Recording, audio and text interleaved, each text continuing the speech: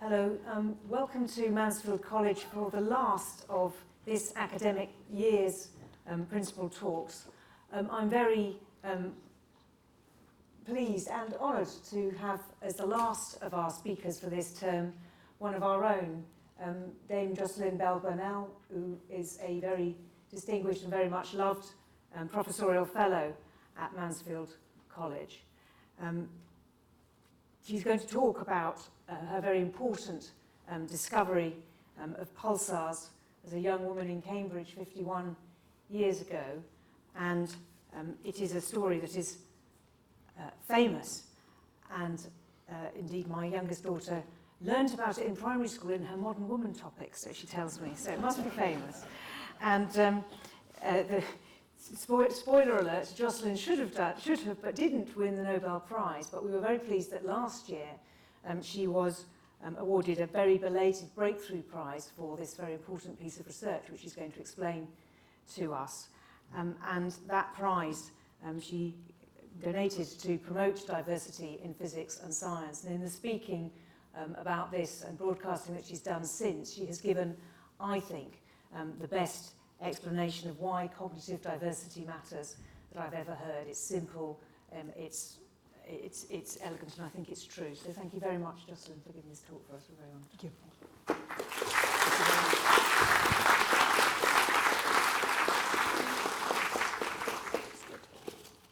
First of all, thank you very much for the opportunity to do this, and thank you to all of you for coming. I'm going to talk both about the discovery process, but I'm also going inevitably to talk a bit about what it was like being a young woman at that stage, particularly a young woman in science or academia, and particularly a young woman who'd made a discovery.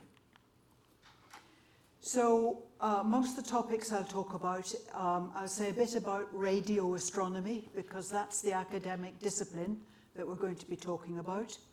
A bit about being in Cambridge, brackets UK, academics will understand the UK, and the discovery process, a bit about what pulsars are, and then some interesting stories about near misses.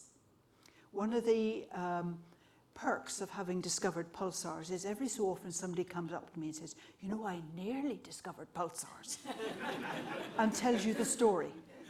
And those stories of themselves, I think, are interesting and carry some messages. And finally, just briefly, a little bit about what I think were the factors in the discovery at that time in that place.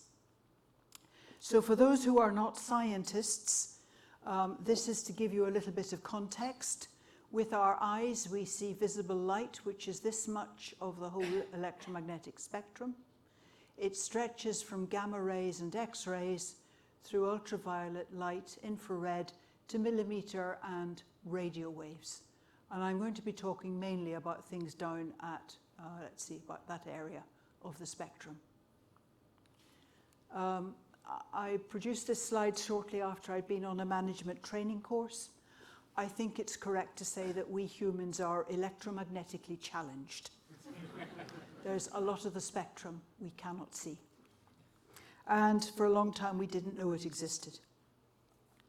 Radio astronomy arose following the Second World War. This is, I'm sorry, it's not a bit near.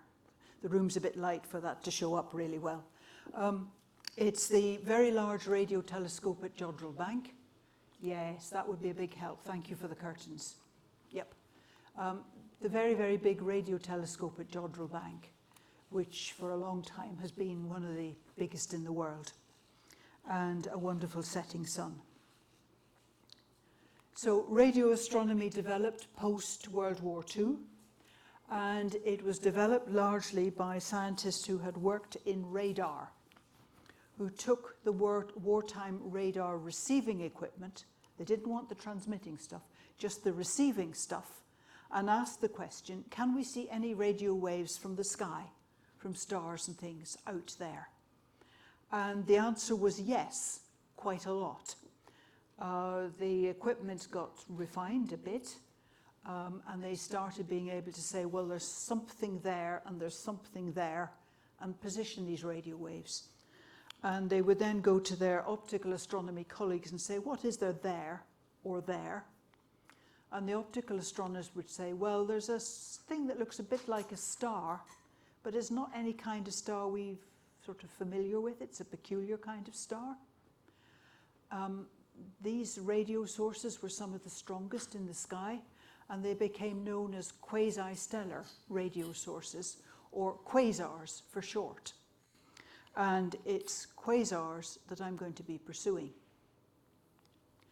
There was an interesting episode in the United States at Caltech, where two of the astronomers there had got optical spectra of these quasi-stellar objects, and they were having trouble making head or tail of the spectrum, until one of them, Martin Schmidt, a Dutchman, realized that actually what he was looking at was the spectrum of hydrogen, but hugely shifted to the red.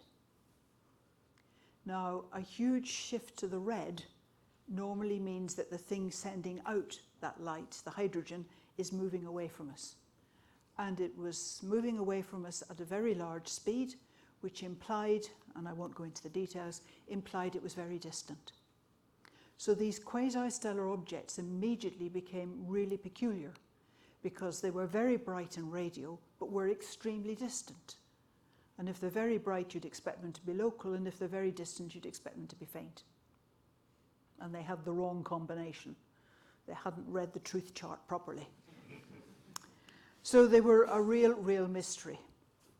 More and more were found of them, and at the time I start in the game, there were about 20 known, but it wasn't enough. I'm going to jump now and give you a little bit of my background in the form of a map. I'd started life in Northern Ireland in a small town called Lurgan, which at least one other person here knows about. I attended what was called the preparatory department of the local grammar school. 2 rooms, 2 teachers, 4 or 5 kids in each year, several years in each room. Pretty appalling teaching. I went home one day and told my mother we were learning about Persephone, and she hit the roof. I failed the 11+. Now, in part self-justification, this was one of the areas where girls had to get a higher mark than boys to pass. Everybody knew, beware of, everybody knew that girls were only going to get married, be homemakers, have children, weren't going to be part of the economic workforce. It was the boys who needed the grammar school education. But of course, at age 11 or 12, girls tend to be brighter than boys. Too many girls were passing the 11+ and cluttering up the grammar school streams. So they made a higher pass mark for the girls. Although I'd failed the exam, my parents lent on the head teacher to let me into the senior school, the grammar school. And I did, and I don't know if you remember your first week of secondary school. Moving around from room to room, lots of different subjects, different teachers, fantastic. But on the Wednesday of the first week of term, a message went round the first year class, this afternoon, boys to that place, girls to that. And I thought, sport. It wasn't sport. They sent boys to the science lab and girls to the domestic science room, because everybody knew that girls were only going to get married and be homemakers, and therefore they needed to know how to cook and how to make beds. And clearly it took a long time to teach them that. I tried protesting to the domestic science teacher. She wasn't hearing anything of it. I told my parents that evening, and they hit the roof and phoned the head teacher, as did the local GP, who had a daughter in my class, as did one other set of parents. And the next time the science class met, there were 3 girls and all the boys. I don't think the teacher had ever taught girls before. He made us 3 girls sit right up against his bench, because clearly we were dynamite. We did physics that first term. I loved it. I came top of the class in the exam at the end of the year. And the teacher said nothing to me, but berated the boys for allowing a girl to beat them. We did chemistry the next term, that was okay. We did what they called biology in the third term. They gave us flowers to draw, told us to label the parts and learn the names, and then they gave us another flower to draw. It was pretty boring. However, it was always intended that I would get some of my education out of Northern Ireland. And at age 13, I went away, to boarding school in York. Girls' boarding school. They had difficulty getting science teachers. We had a very, very good physics teacher. Our chemistry teacher, we would ask him questions like, why do copper and sulfur and oxygen combine, blah, blah, blah, blah, blah. I now know he should have told us about the periodic table, but his answer was, God made it so. And at a church school, it's a little bit hard to argue with that one. He should have told us about the periodic table. I don't think he knew about the periodic table. I continued good at physics, and we did have good physics teaching, and I decided before I'd left school that I really would like ultimately to be an astronomer. I'd do a physics degree, but if I could, I'd be an astronomer. Indeed, I would be a radio astronomer, because you can do that in the daytime. And for somebody who likes her sleep, that's quite a consideration. I went to Glasgow, to university, originally intending to do an astronomy degree, but decided actually doing a physics degree would be wiser, and did a physics degree. In the 2 final honours years, I ended up the only female in the class, 49 men and me.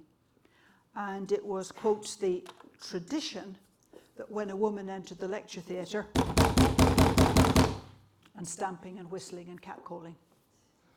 And I had to face that on my own. It was one thing walking into the lecture hall with a group of women. Doing it on your own was a different matter. I learned to control my blushing. You can control your blushing. I've lost the technique, I'm fairly certain, but I know it can be done. The only time it was really scary was when I came top in a maths exam that I'd worked for and they hadn't.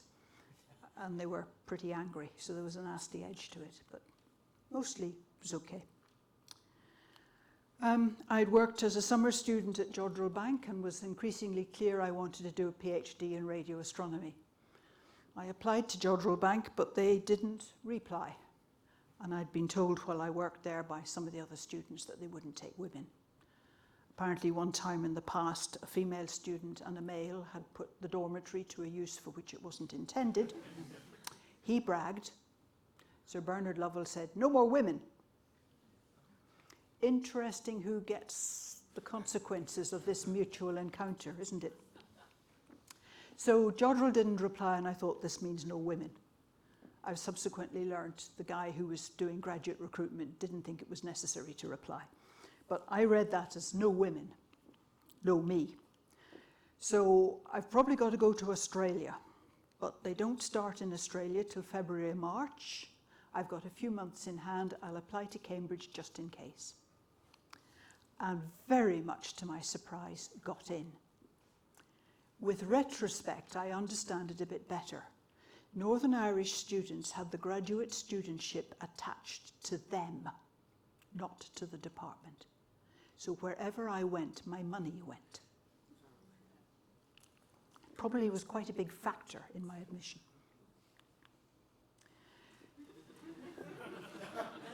I'd never been that far south before.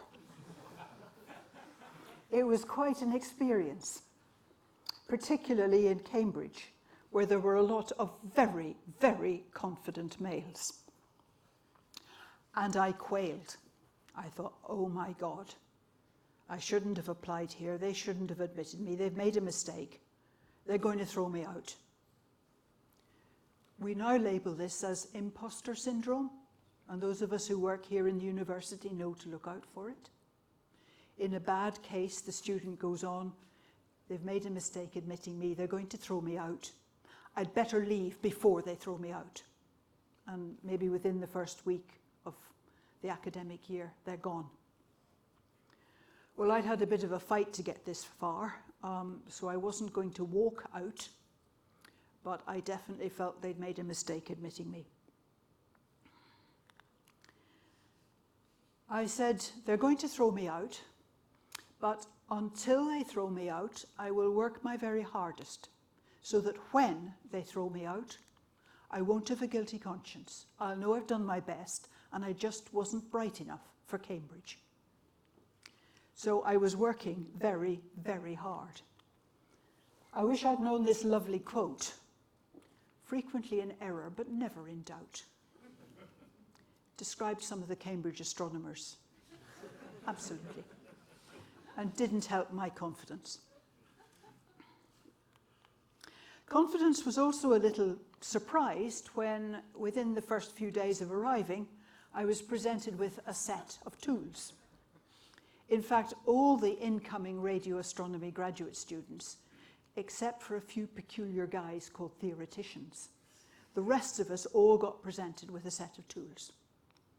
And these are not microelectronics tools. These are wire working tools, because we're going to be working with wire.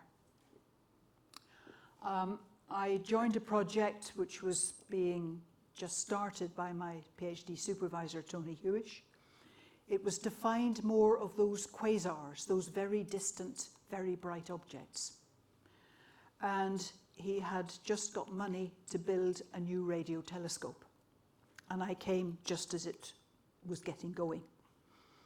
This photograph is actually near the end of the process. My particular responsibility were all the cables and connectors. And what we've been doing here is putting some plugs on some airspace low-loss cables, which you cannot coil up and take indoors. So one end of the cables was at that little hut, and the other end was here, which gave me a bit of shelter. We've got the plugs on, and we're now checking the impedance of all the cables using a slotted waveguide, working literally in the field.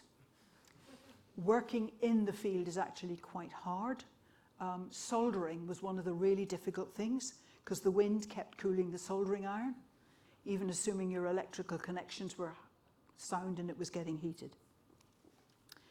So it was a very, very big project. It took about 6 of us 2 years to build. Don Rolfe was the technician assigned to work on my bit of it. I was responsible for all the connectors, cables and connectors. Don was fantastic. He'd been trained in the Navy as a lad. He was incredibly thorough. He would not let any academics or research students take shortcuts. And it's due to him that that radio telescope, most unusually, worked the first time it was switched on. He didn't, however, like working very much for a woman, particularly a young one. And I learned quite a lot about how to encourage staff to think up what you need them to think up and say, we ought to do that, Jocelyn. Yeah, oh, how clever, Dawn. Great, let's do it. The funding was very modest. That £12,000 would have bought starter homes for about 3 new married couples at that time. So as science funding goes, it was pretty small. And we had about 6 of us working on it for 2 years, including some very enthusiastic summer students who did a lot of the sledgehammering. This is the finished project, finished antennae. It looks homemade. It is homemade. There's about 2,000 odd antennae in there, over 1,000 wooden posts, nearly 200 kilometers of wire and cable. That was my responsibility. And for any physicists in the audience, it's actually built physically as 1, but electrically as 2. So there's 2 halves. It's an interferometer. When I arrived in Cambridge, I found they were still using valve vacuum tube receivers. I'd used transistors in a project at Glasgow, so why are you using valves? Whoa, transistors are noisy. Whoa, transistors unreliable. We use valves. They did ultimately change, but they were a bit slow about it, I think. So this telescope was to find more of these enigmatic quasars, the quasi-stellar radio sources, the very bright, very distant things. And it used quite a neat technique that Tony had developed. I'll try and explain it with this slide. Your quasar is miles and miles and miles away up through the roof. The sun is on the left, and coming off the sun is what we call a solar wind. It's actually a plasma, but it's material kind of evaporated off the sun. And it's not perfectly smooth. It's got in it areas, clouds, which have got higher density. And when a radio wave, higher density of electrons, when a radio wave tries to come through this screen, it gets diffracted. The screen, furthermore, is blowing out from the sun. So a radio telescope here, first of all, sees a bright ray, then a gap, a bright ray, and the intensity, apparent intensity of this quasar changes. It looks a bit like this. That's about 1 second. So quasars apparently jitter in brightness this kind of way, and other things don't. So it's a very neat way of picking out quasars, as long as you can work with enough time resolution to see the jitter. The nearest analogy I have, it's not perfect, but for those who are not scientists, may have noticed in a swimming pool these bright lines, dark and bright light patches. These are actually caustics, but imagine yourself lying on the bottom of the swimming pool and that pattern blows over as you look up. You see bright and dark and bright and dark. The intensity jitters in a similar sort of way. So we decided we had to operate using a very short integration time, short smoothing time of 1/10 of a second. Now the snag is when you use a short integration time, you make the signal to noise worse. So you get round that by having an enormous telescope which collects more signal, so you end up with a reasonable amount of signal compared with the random noise.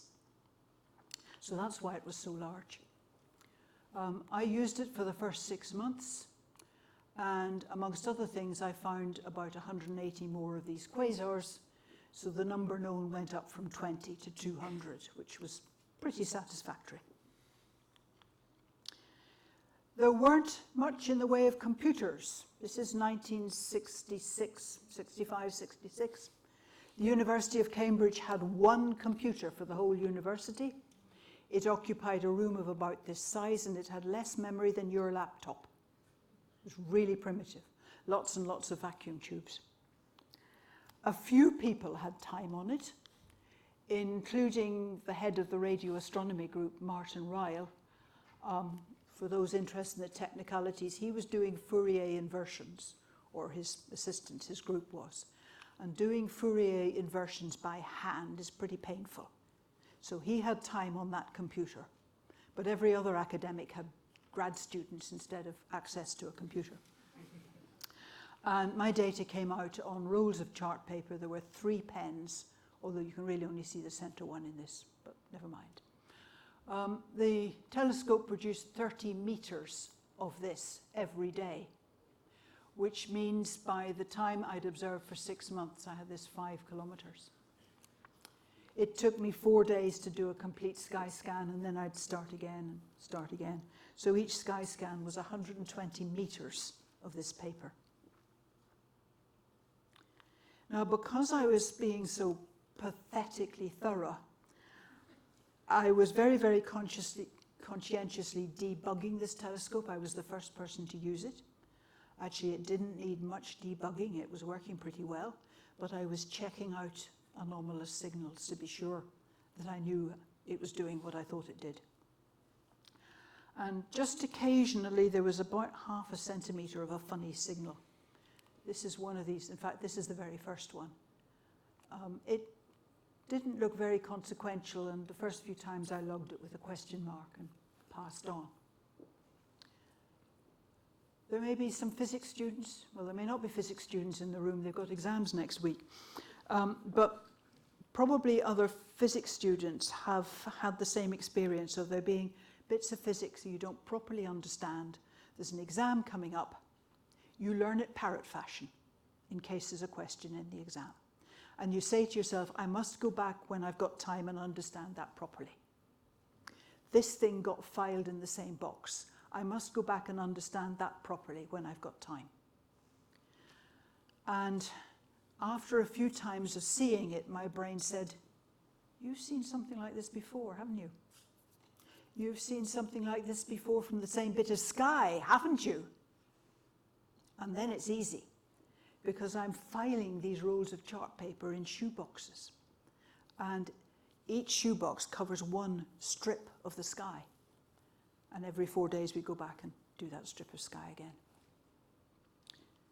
So having recalled that I'd seen it before from this bit of sky, I go to the shelf of shoeboxes, pull out the right shoebox, and spread out the charts. You need floor space just like this, and line them all up. So this is the one I've just spotted now. It wasn't there. It wasn't there.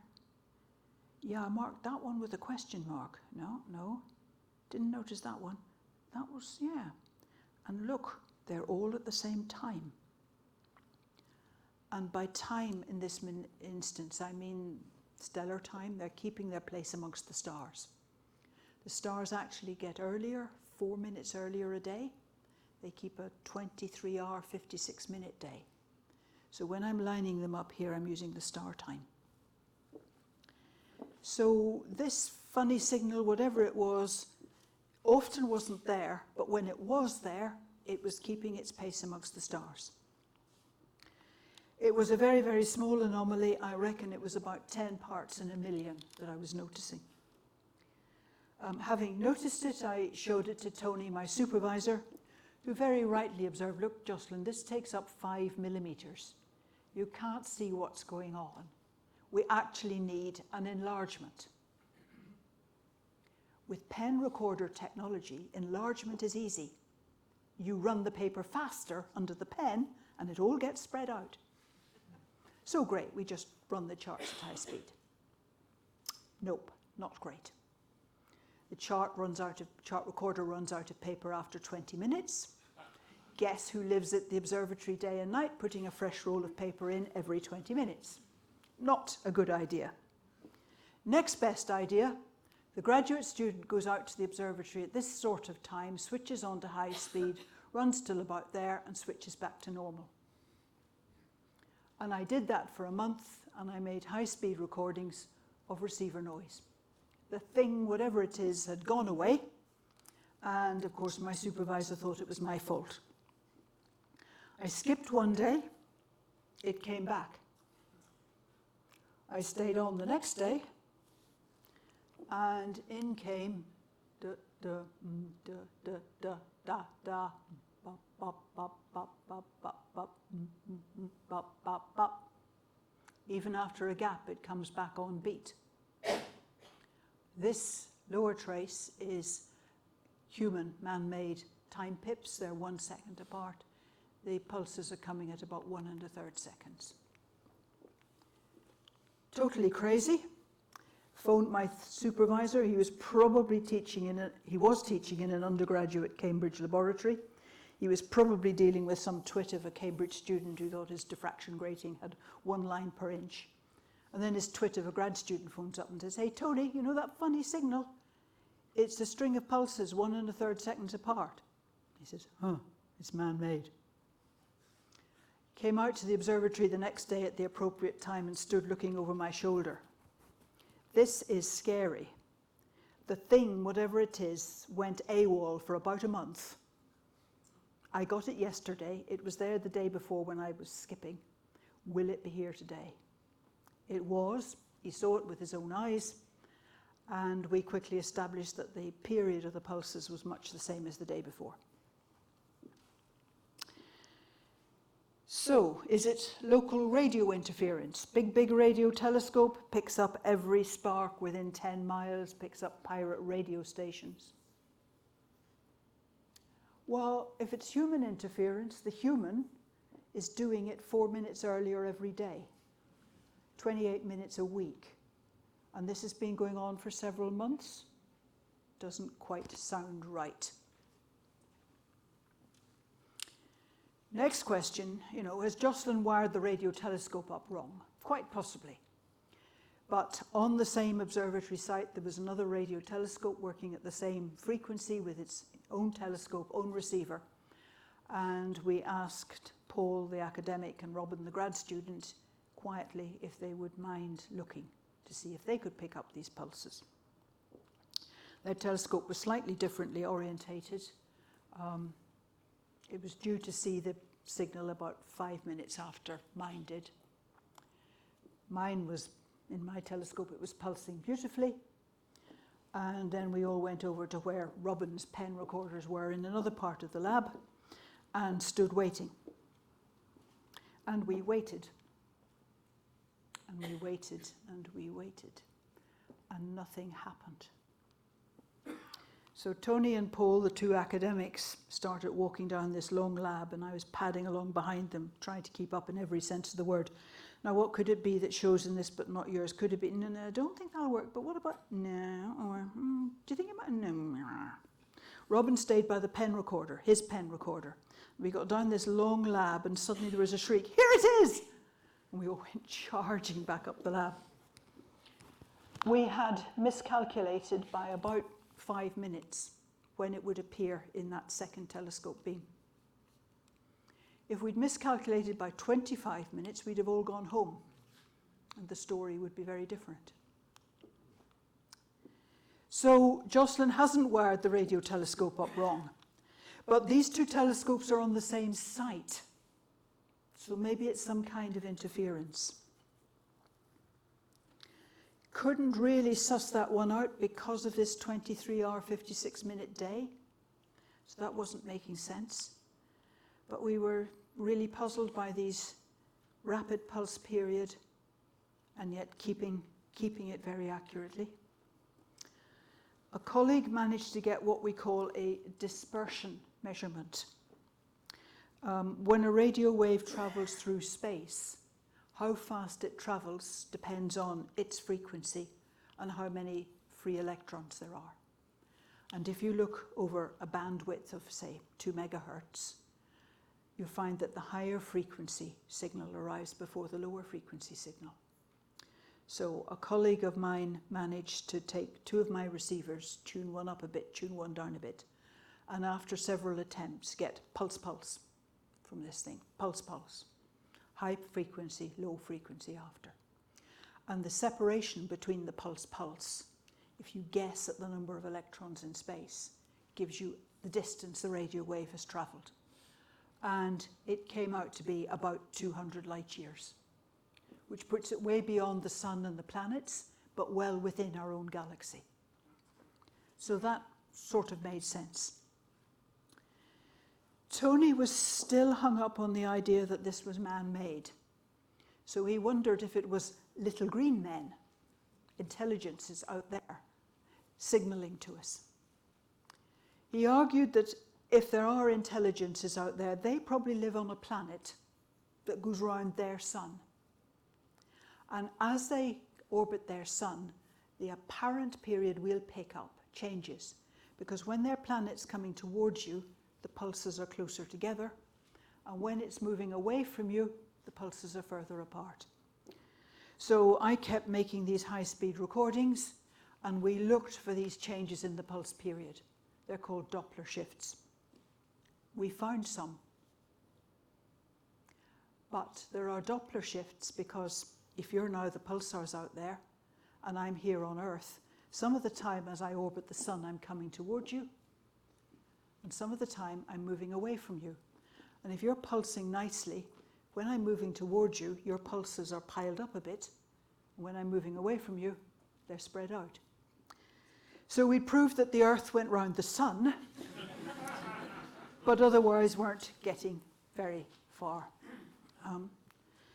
By this time, it's just before Christmas. I go down to Tony's office to ask him something. Rather unusually, the door is shut. I knock, put my head around the door, and Tony says, "Come in, Jocelyn," and shut the door. So I went in and shut the door. And there was a conversation going on that I think I should have been part of right from the beginning. There was my supervisor, Tony. There was Martin Ryle, who was the head of the group. And there was John Shakeshaft, who was editor of one of the journals. And there was a discussion about how the heck do we publish this thing? We've done just about all the tests we can do. We don't actually think it's terrestrial interference. We don't actually think it's little green men. But there's only one of them, and we don't really know what it is. How do we publish? Didn't resolve it that evening, and I went home for some supper, really rather fed up, you know. I'm within 6 months of my money running out. I've still got to finish a research project, write a thesis, and some silly lot of little green men has chosen my frequency and my telescope to signal to Earth. Came back in, it's the 20th of December, doing some more of the routine chart analysis, because there was always miles of that backlog because of all the pulsar work. Doing some routine chart analysis, looking at a totally different bit of sky. For astronomers in the audience, it was when Cassiopeia A was low on the northern horizon, and I could see it through the back of the telescope, and it made a real mess. There was about that much of chart paper where the pen went, as we picked up this very strong source through the back of the telescope. And I normally just discarded that bit, but this evening I was, whoa, hey, that might be, woo, right. It's about 2 minutes to 10.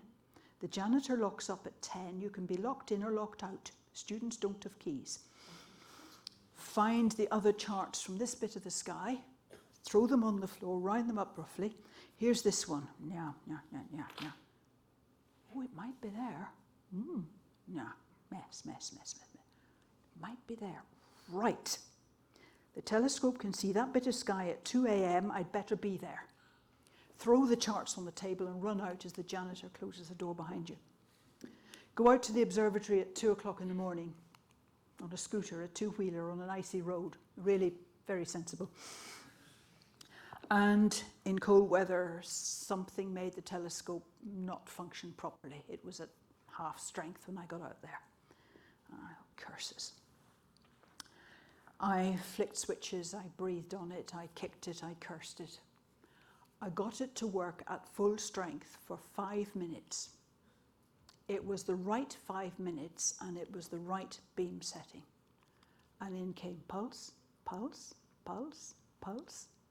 This time 1¼ seconds, compared with the first one, which is 1⅓ seconds. So very, very similar, different bits of the sky. There aren't 2 lots of little green men, etc. This has to be some kind of new source. Left a message for Tony. The rush was because my boyfriend and I were going home to announce our engagement. And you kind of both have to be there. Came back after Christmas, sporting an engagement ring. I wore it to the lab because I was incredibly proud of it. It was a bloody daft thing to do. Married women didn't work. I was signalling that I was quitting. It wasn't actually what I planned to, but I signaled I was quitting. Tony was in a meeting. He'd very kindly kept the survey running while I'd been away, which means he'd put paper in the chart recorder and ink in the ink wells, and piled the charts in a nice triangular pile on my desk. And I couldn't see him immediately. I started doing some chart analysis, looking at a totally different bit of sky. Oh yeah, which one's that? Eh? It's not either. It's not either. It's a third one. Crikey. Okay, I'm nearly at the end of this chart. I'll finish this piece of chart analysis and I'll come back to this. So passing on. What? 2 of them? A meter apart on the same piece of chart? At that moment, my thesis advisor appears from his meeting and says, "Look, Tony, look at this." "Oh, Happy New Year, and thank you for keeping the survey going. Look. Huh. How many more have you missed?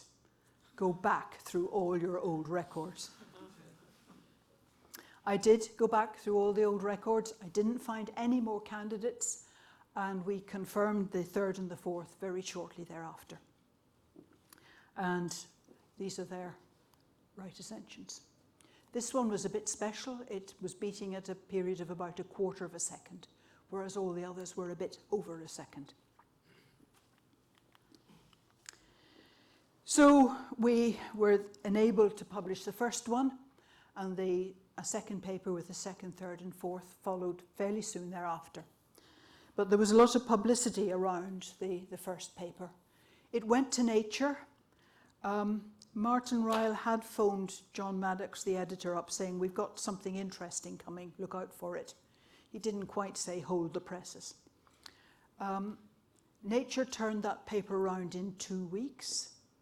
I think John Maddox refereed it himself. I sat next to him at a dinner shortly before he died and said, did you referee it yourself? And he only smile and not answer. But they certainly turned it around very quickly. And we had a second paper covering the second, the third, and the fourth very soon thereafter. And the press were very, very interested, and one rather intelligent member of the press said, did you ever think it might be little green men? And being naive and honest scientists, we said, yeah, we did, but we know it isn't. But yeah, we did. Started a huge tranche of newspaper interest. Interviews were very interesting. They'd typically be Tony and I. And they would ask Tony about the astrophysical significance of the discovery, which he duly talked about. And then they turned to me for the human interest. How many boyfriends did I have? Would I describe my hair as brunette or blonde? How tall was I? When I said I couldn't remember. Was I taller than Princess Margaret or not quite so tall? How many boyfriends did I? It was horrible. It was really, really horrible. And the photographers were even worse. Please, could I undo some more buttons for the photograph, please? I would have loved to have been very, very rude to them, but I didn't dare. I'm a graduate student who's running out of money, who hasn't written her thesis, etc., etc. The one interesting one was the science correspondent of the Daily Telegraph, who said to us, what are you going to call these things?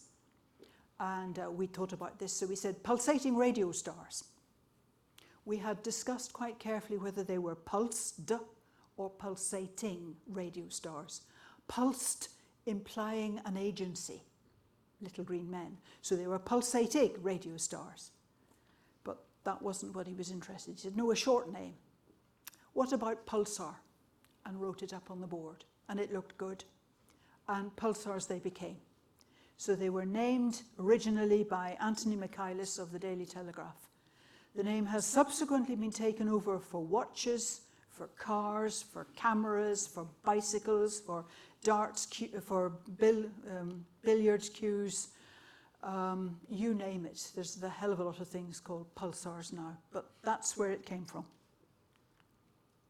So what are they? They're very small. They're quite massive.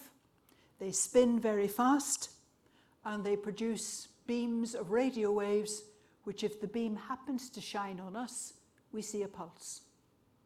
And they spin quite fast, typically once a second. For the more technically minded, this still gives you a bit more of the details. They're very small, they're very dense. We now believe they're stars that are rich in neutrons, so they're called neutron stars. Because they're very small and very dense, they have an extremely strong gravitational force. They also have very strong electric and magnetic forces. And they're probably formed in the explosion that happens near the end of the life of a massive star, what's called a supernova. They're primarily observed through their radio emission, but some are seen in X-rays, surprising number seen in gamma rays, a few in the visible. About 10% are still twinned with another star, even in spite of the explosion. One is in a triple system, which is proving very useful for checking out some of Einstein's theories, and a few of them have planets, believe it or not. And there's probably 100,000 or so in the galaxy. But of course, we only see the ones where the beam shines on us.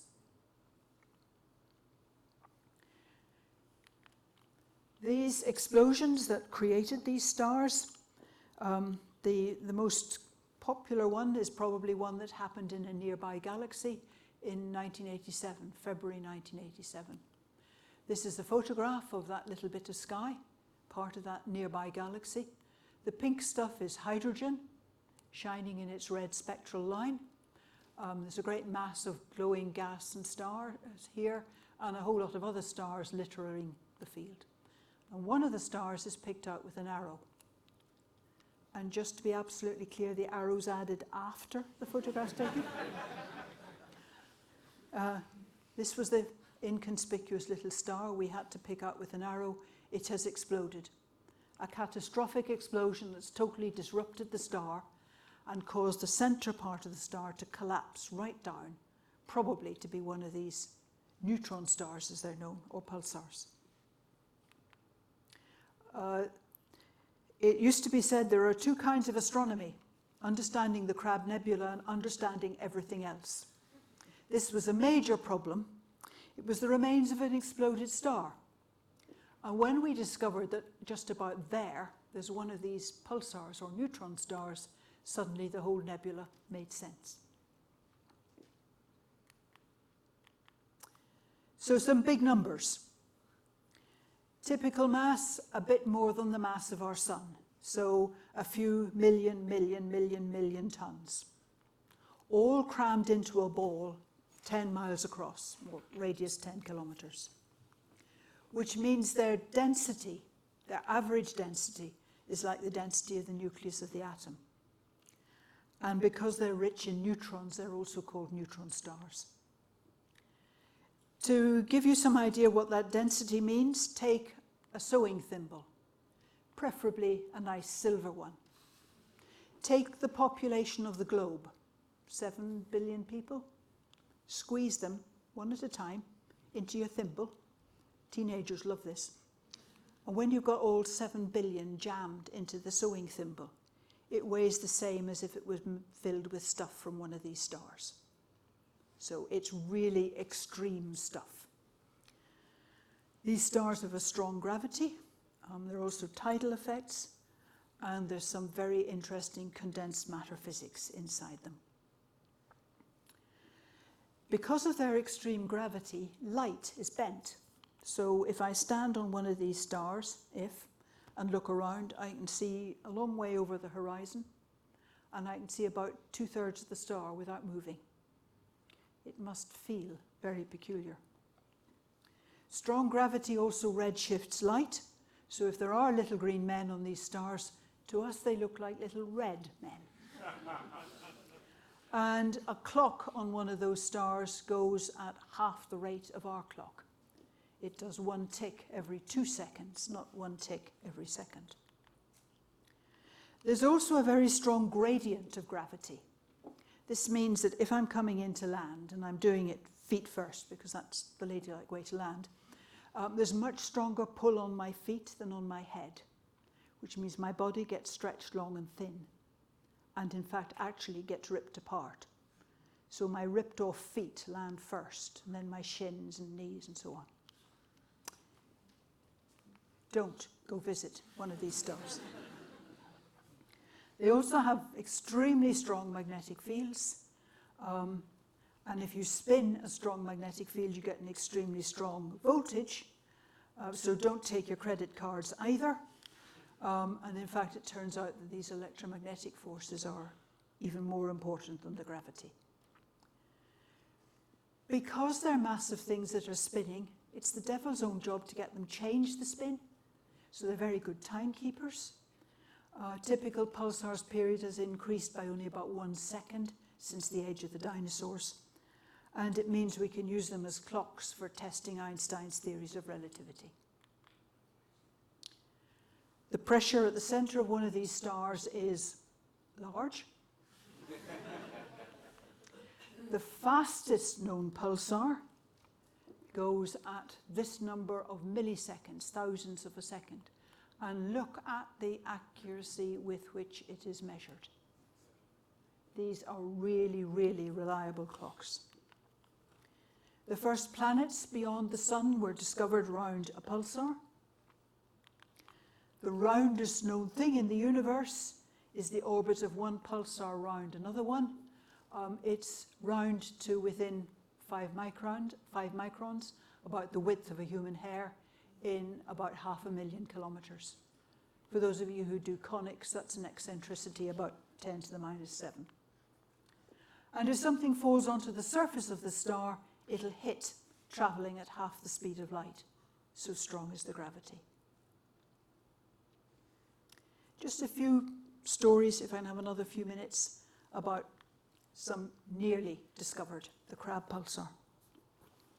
It's 1957, it's late summer, we're in Texas, the McDonald Observatory.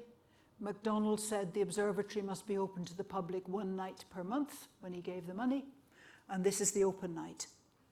The telescope is trained on the Crab Nebula and the funny star in the center of the nebula that we now know is the pulsar. And members of the public are stepping up and saying, "Oh, cool, awesome," or whatever they said in 1957. A young woman steps up and says, "That star's flashing." The Crab pulsar flashes at about 30 times a second. The mains frequency in Canada used to be 30 times a second. They shifted to 60 because a number of people can see 30 hertz. They could see the lights in the TV flashing. This young woman says, "That star's flashing." The night assistant starts to explain about scintillation, and she stops him. She says, "No, I'm an airplane pilot." This is 1957, for God's sake. "My job is to fly newly built aircraft to the customer. I fly at night. There's not much to do in the cockpit at night. I know the night sky. I know about twinkling, scintillation. That star's flashing." Elliot Moore, who had just finished his bachelor's degree and was working as an intern, remembers the conversation, remembers that nobody followed up. He became a university lecturer. He's told every generation of students that he's taught, follow up anomalies.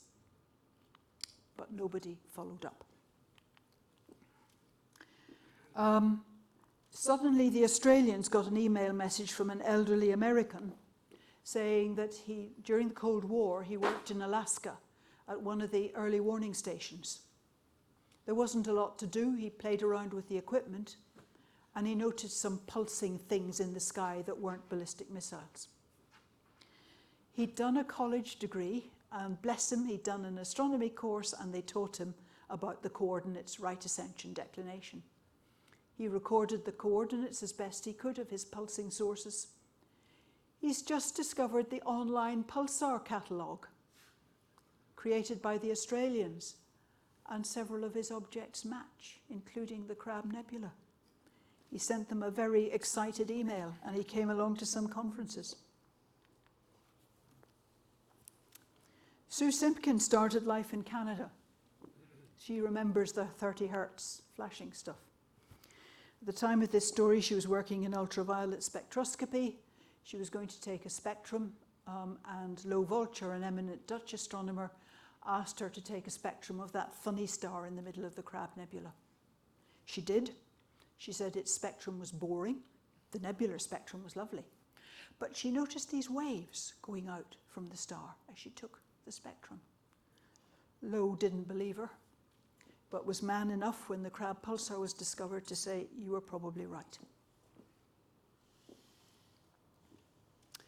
There was an all-sky survey done with big telescopes, really sensitive. Difficult to do with lots of telescopes. You end up with a few bits of sky that you haven't mapped, and you have to fill these in. And they're in the last week of observing, filling in these gaps. It's early in the story of radio astronomy. They're using pen recorders, and one of the pen recorders is a bit sticky,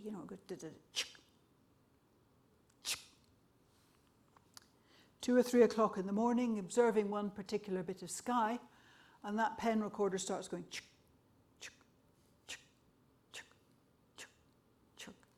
And the observer says, "Oh hell, that pen recorder," which is how you cure equipment. And it started going straight again. So he said, "Oh good," put on his coat and went home to bed. and didn't put anything in the logbook.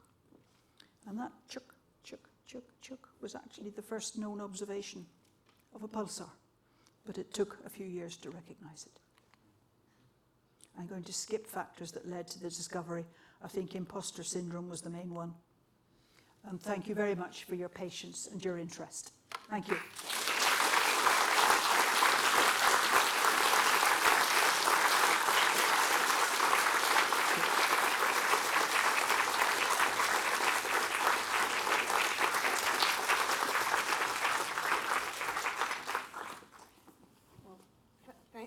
I've turned my microphone off. Give it a kick. There we are. Thank you. I remembered when you were speaking that when I was young, a few years after you'd discovered pulsars, I had a book called You Among the Stars, which caused me great wonder, and I don't think I felt so kind of wonderful and sort of in awe of thinking about space since then. So thank you very much. Jocelyn's agreed to take some questions. I'm sure there are some questions. So if you could just wait for the mics to come and say who you are when you ask a question. Who's going to start? Stunned into silence. Stunned silence. Was there a hand there? No.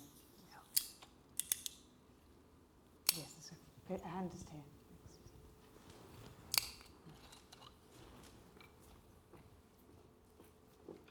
Do you want some water? Jocelyn, I've waited a very, very long time to have the chance of speaking to you. How did you feel when your supervisor got a Nobel Prize?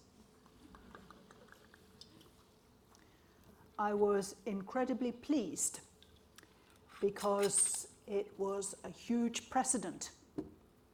There is no Nobel Prize in astronomy. It's said to be something to do about Professor Nobel's wife, the professor of astronomy, and ... So there's no Nobel Prize in astronomy. And up till then, the Physics Prize Committee had never considered astronomy good enough physics. So this was a huge precedent that they had seen good physics in astrophysics. And I was very, very pleased that it was my stars that converted them. So it was good. Did you? But that's surely with hindsight. How did you actually feel at the time? No, I can remember the day very clearly, and if you put this in a book, nobody would believe you. I was working in X-ray astronomy by that stage, and you do X-ray astronomy with satellites. You have to get them above the Earth's atmosphere. And our satellite had launched that morning. We'd all been in the lab from about 8 a.m. listening to the radio link from the launch station off the coast of Kenya. And by about 11 o'clock, it was clear that the launch was successful and we were all drifting back to our offices. On the 12 o'clock news was the announcement of the Nobel Prize. And the wife of one of my colleagues heard the news, phoned him up, and he came rushing into my office, expecting, I think, to see steam coming out of my ears when he gave me the news. And when he came rushing in and said, "Have you heard the news?" I thought, oh God, the satellites failed. But it wasn't, it was the Nobel Prize. No, I'm quite a political animal, and I realised the enormous significance of that for future astronomy researchers. And 25 astronomers have had the Nobel Prize since then, so it really was a very important turning point. You're a remarkable woman. Thank you. Were you a political animal in the sense of feeling that you had been left out or that your contribution had been overlooked, or did that come later? Some of it came with hindsight, but I was conscious that my thesis advisor was, shall we say, not the most cooperative of thesis advisors, even, while I was a student. For example, he read the first chapter of my thesis, said it read more like an after-dinner speech than a Cambridge University dissertation, and refused to read anymore. That's why you can communicate to people who aren't physicists too, though, because you do both.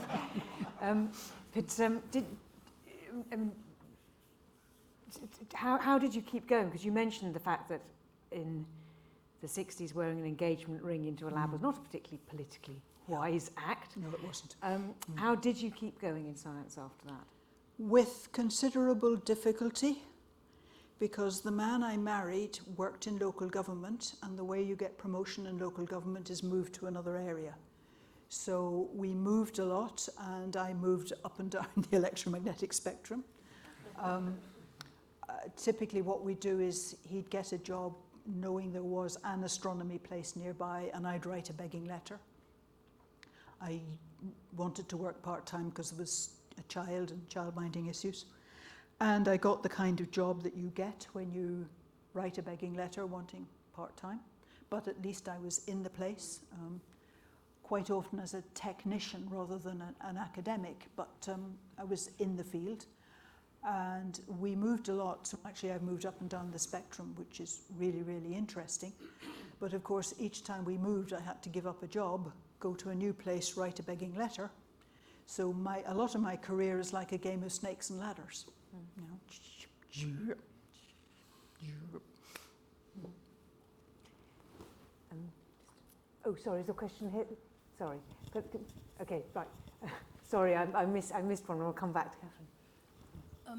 Thank you, Jocelyn. What will be your suggestions to young scientists, particularly young female scientists, to survive in the harsh academic environment? It's certainly getting a lot better. Universities, departments are now doing things like Athena Swan, so there's more attention given to those kind of issues.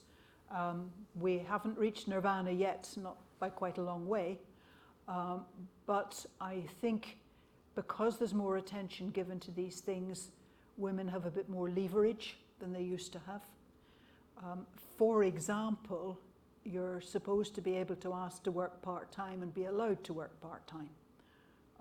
Heads of departments don't always seem to know this, but actually you're meant to be able to. So it is better. There's a lot more needed, undoubtedly. In the meanwhile, I think the women have to be reasonably clear what they want to do and why, so that they're going to hang in there if they want to have a career. But it's still not equality. Catherine. Other than perhaps not wearing your engagement ring in public, Yes. and other than perhaps telling the journalists and photographers to get a grip, is there anything about the process of the discovery that you wish you had done differently? I wish I had had more confidence in general in Cambridge. I might have stood up to or called out my supervisor a bit more if I had, but I've always felt I was a bit there on grace and favour basis, and I did want to get that PhD. I wasn't going to ditch that, for sure.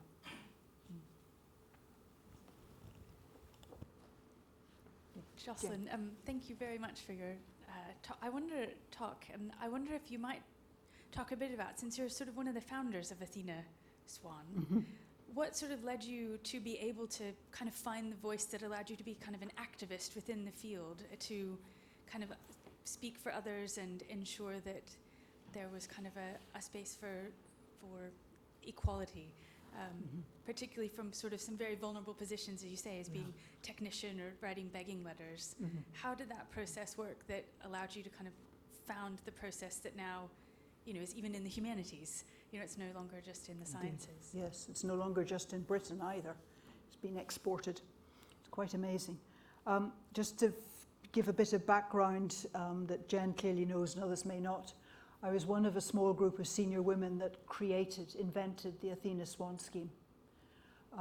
We were all scientists. We were concerned about the low numbers of women in science and the poor progression that they had. One of us, who was a bit of a psychologist, said, vice chancellors are competitive guys. They were all guys at that stage. If we have a competition for a prize, they'll compete. We were incredibly poor. The only thing we could afford initially was a glass rose bowl. But we announced this competition, and she was right. They competed. And that was the beginning of Athena Swan. Demonstrate that your university is women-friendly, and you'll get a prize. It actually didn't really take off until the Chief Medical Officer for Health for England and Wales, Dame Sally Davis, one day was meeting the heads of medical schools. She, held funds that they wanted. And at the end of their meeting, she said, "You're all men, where are the women?" And she had, as she said, a rush of blood to the head. And she said, "If you want my funding, you've got to hold a Athena Swan Award to show that you're women friendly." And once a funder starts attaching criteria to these kind of awards, they really stick. So that's a bit of background to Athena Swan. It started quite late in life. I think by that stage I might well have been a professor and a head of department. My marriage had broken up and I was free to go for a good job wherever it was. Not, because it was there or what. And I think also being a head of department opened your eyes a bit to what's going on in a place. And I knew these other women because we met every so often and sort of, got chatting. So I don't think it was a great transition, to be honest.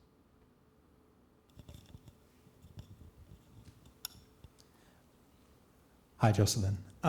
Like lots of people with physics degrees, I'm now an engineer, and the emphasis in engineering is always on what's practical.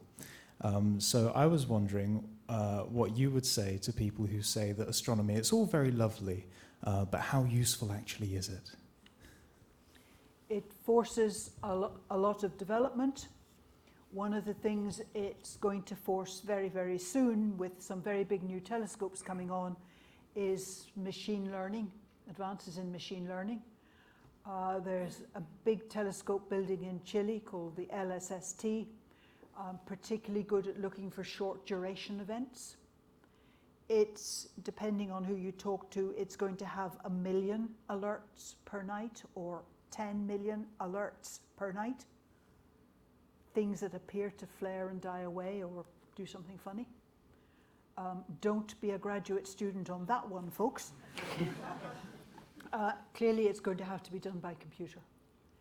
So our data rates, our data requirements are forcing quite a bit of development in computer programming, and our technology enabling us to see things fainter and fainter, reliably, reproducibly, is also forcing technology. As happens with many pieces of research. It's not peculiar to astrophysics. Just because it isn't engineering doesn't mean that it isn't driving innovation.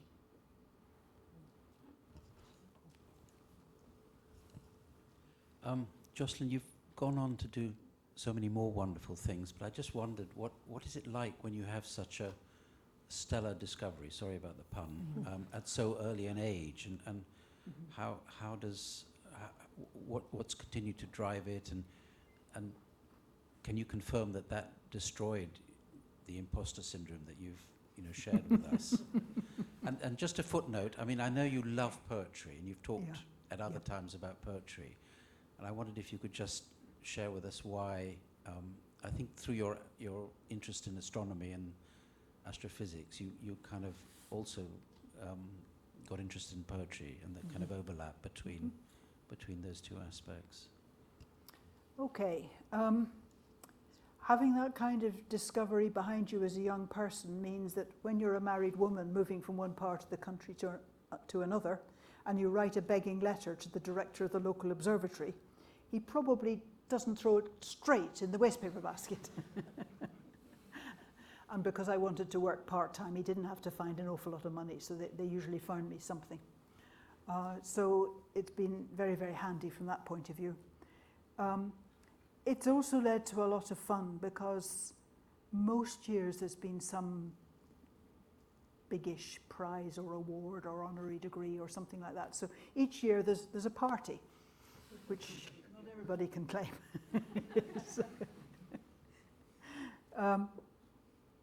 The poetry arose by accident. I would have said in my younger days, poetry and me just don't, so to speak.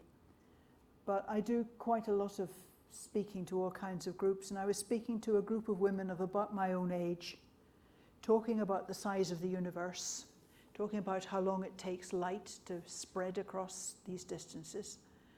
And she said to me, "Do you know Elizabeth Jennings' work?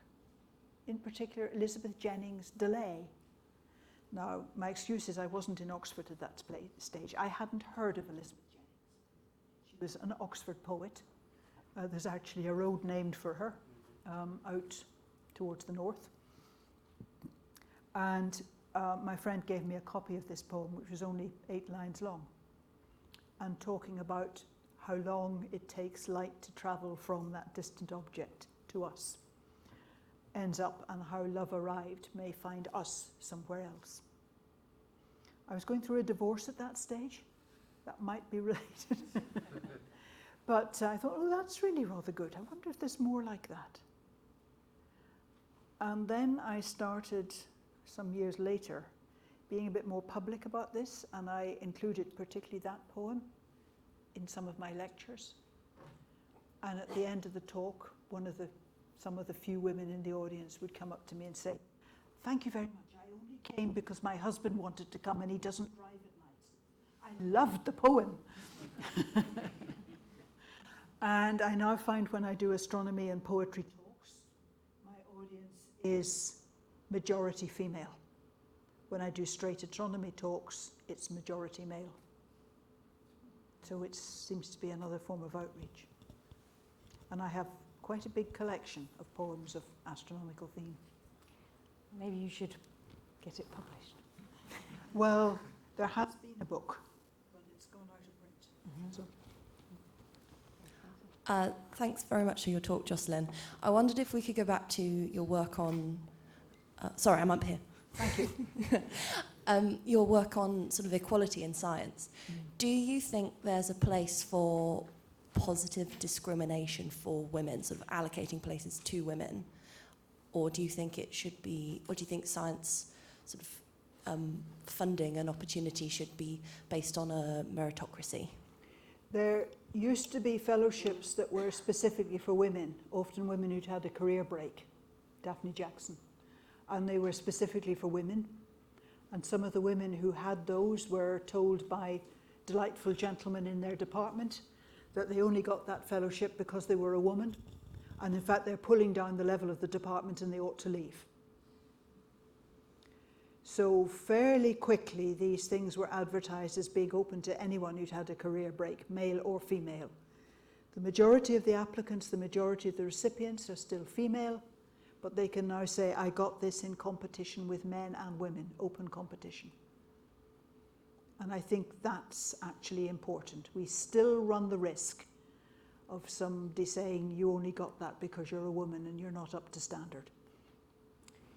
Can you tell us something about what you want your Breakthrough Prize to be used for?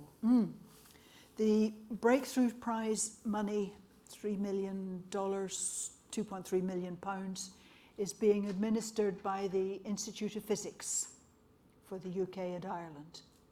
And it's going to be, the first recipients will be in the coming academic year. It's going to be for people who are doing, about to or are doing research in physics, who are from an underrepresented group in physics. Because I'm trying to increase the diversity in British and Irish physics. So it could be women, it could be people of colour, people with disabilities, people from poor socioeconomic backgrounds originally, and I've included refugees in the list because I'm very conscious that some of the first refugees out of the Middle East were incredibly well qualified people. So that's the plan. And can you, apart from fairness, you were quoted in the media when you announced this is what you were going to do with your rather late Breakthrough Prize money. Can you explain, apart from fairness, why you think cognitive diversity matters? Because I thought you did say that in a very clear and eloquent way. Once upon a time, I spoke at an event run by McKinsey's, the management consultants. And I hit it off with the woman who was organising it, Mary Meany, and she put me on the mailing list for the McKinsey Quarterly.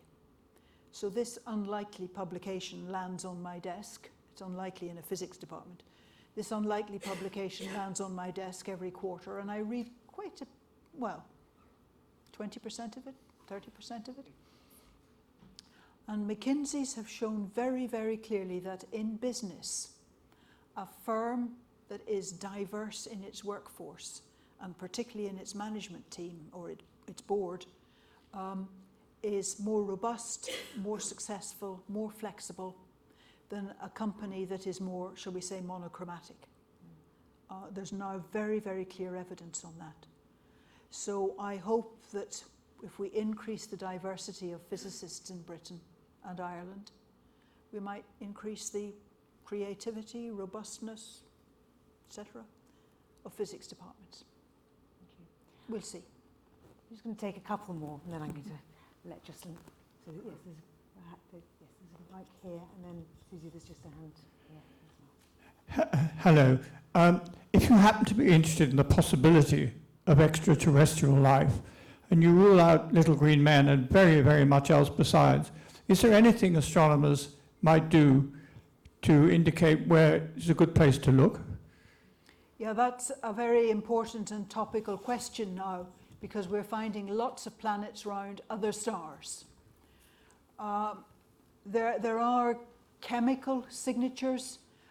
For example, if there's biological activity on a planet, it's the chemistry of its atmosphere is out of equilibrium. So what they're beginning to be able to do is study the spectrum of the atmosphere of some of these planets. And I don't know how it's going, to be honest, because I'm not actually working in that field. But as they're able to identify more chemical elements and the quantity of those chemical elements or chemical compounds in the atmosphere, we'll get more information about that.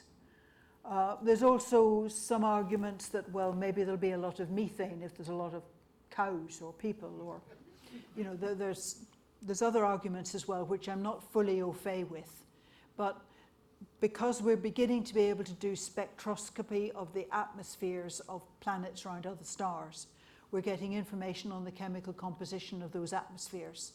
And that will probably give us some indication of whether there's biological activity or not.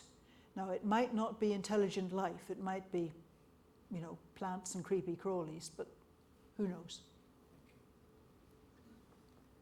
You mentioned the imposter syndrome and that you suffered from it, and it's known to be very common. And I guess there's a fair amount of work being done on it, but it's still a very serious issue. Do you have any comments or advice on how we can overcome this terrible disabling syndrome? It's one of the reasons I talk about it so much, because I think the more of us that admit to having or having had imposter syndrome, the more it comes into the public domain, and the more maybe that sixth former arriving fresh in Oxford will get to hear of it. But I think also the colleges, the tutorial staff in colleges, are very alert to this. So I hope we're trapping most of it now, at least at student level. All right. Well, I think that's probably enough questions for one person and one talk. Thank you very much, Jocelyn, for covering a very wide range of ideas and subjects and showing us what a lucky place we are to have you as one of our fellows. We're very grateful. Thank you very much. Thank you all for coming. That's a wrap. This is it for the Mansfield Principals Talks for this academic year. We'll be starting again in second week of Michaelmas term in October. And if you want to know what the talks are about and who's speaking, please make sure you're on the mailing list. We've got a list at the back, but we also tweet about them and put them on Instagram, and they're on our website. We are very proud of these talks and the amazing people who come to give them for us. They are part of what Jocelyn was talking about, our belief that there are a lot of ideas to be shared and a lot of people who can contribute to them. I've really valued the questions that people have asked over the course of this academic year, and we really want to make sure that they reach the widest range of people. So if you know libraries or community centres or schools or anyone you think might be interested in one of these talks, please do send them along. They're Fridays, they're 5:30 and they're free, but this has been a particularly special one, so thank you very much, Jocelyn. Thank you very much. Thank you.